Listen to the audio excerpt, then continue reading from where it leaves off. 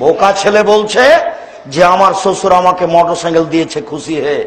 বোকা ছেলে, তোমার শ্বশুর মোটরসাইকেলটা ফকিরকে দিতে পারে। আপনি দাড়ি চাঁচে অথবা ওই ভাড়া হারাম, ওই টাকা দিয়ে চাউল কিনে ভাত খেয়ে ইবাদত কবুল হবে না।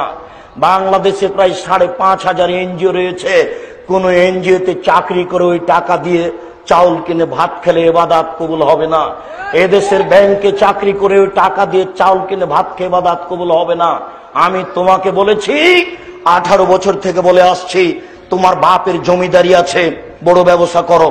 টাকা কম আছে, কলা বিক্রি করে খাও। তার চেয়ে টাকা কম আছে, চকলেট বিক্রি করে খাও। টাকায় যদি না থাকে, দিন মজুরি করে খাও। দিন মজুরির কাজ না পেলে চলে যাও গাজীপুর ট্রেন স্টেশনে, জয়দেবপুর ট্রেন স্টেশনে মানুষের ব্যাগ ধরে গাড়িতে তুলে দিবে। সারাদিন কাজ করলে 300 টাকা পাবা। 200 টাকা খাবে আর 100 টাকা রেখে দিবে। যেদিন বৃষ্টি হবে, কাজ হবে না, সেদিন 100 টাকা খায়ও।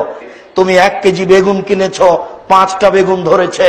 যদি 5টাই কাটে উঠে যাবে, যদি 4টা কাটে উঠে যাবে।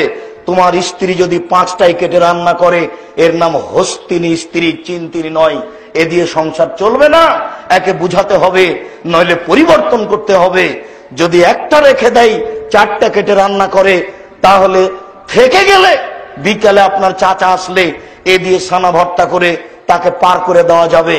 ভুল বুঝেছে। 5টা কাটলে বরকত উঠে যাবে, আর 4টা কাটলে বরকত থাকবে, এ কথাই ঠিক। ভিক্ষা করা টাকা দিয়ে চাউল কিনে ভাত খেয়ে ইবাদত কবুল হবে। যৌতুকের টাকা দিয়ে শ্বশুরের কাছে টাকা নিয়ে ওই টাকা দিয়ে চাউল কিনে ভাত খেয়ে ইবাদত কবুল হবে না। বাপ বেটা কি করে বুঝলে যে শ্বশুরের কাছে ফার্নিচার নিতে হবে? এটা কি করে বুঝলে? বাপ বেটা ভিক্ষে করে করে করে ফার্নিচার করে বিবাহ করিও। শ্বশুরের কাছে ফার্নিচার নিতে হবে, এটা তুমি কি করে বুঝলে?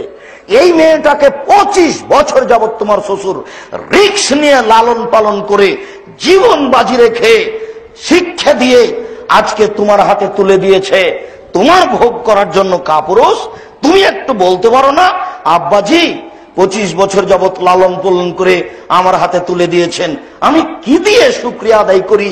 আমি গরিব মানুষ, আপনার জন্য একটা লুঙ্গি উপহার নিয়ে এসেছি, এইটা নেন। এই কথা না বলে তুমি টাকার দাবি করলে কি করে? তাকে গালি দাও কি করে?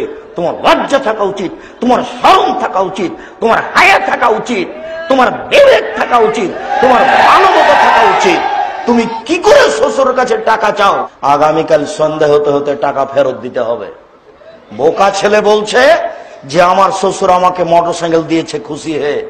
বোকা ছেলে, তোমার শ্বশুর মোটরসাইকেলটা ফকিরকে দিয়েছে। ওদেশে ফকির নেই, ওদেশে ফকির নেই। তোমার নীতি, তোমার নোংরামির কারণে দিয়েছে। বাপের জমি বিক্রি করে মোটরসাইকেল কিনো, শ্বশুরের কাছে মোটরসাইকেল নিতে হবে, এই খেয়াল কেন? বলছিলাম